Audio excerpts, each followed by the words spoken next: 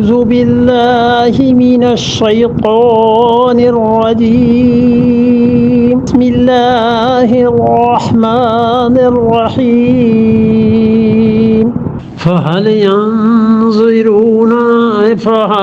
ينظرون إلا مثل أيام الذين خلوا من قبلهم قل فانتظروا إني معكم من المنتظرين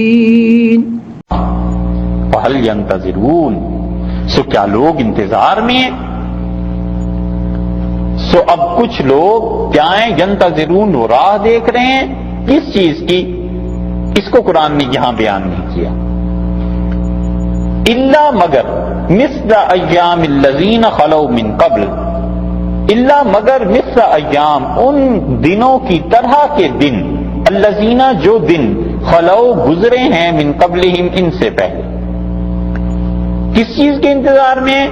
یعنی ان عذاب کے دنوں کے انتظار میں ہیں جو ان سے پچھلی قوموں اور امتوں پر گزر چکے ہیں.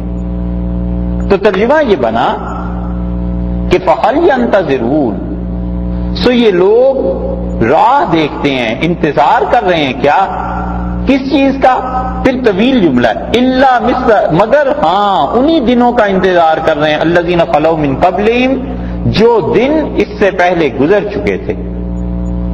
پچھلی قوموں پہ جو دن گزرے ہیں نا خدا کے عذاب کے، کیا یہ ان دنوں کے انتظار میں ہے کہ ان پر پھر خدا کا عذاب آئے؟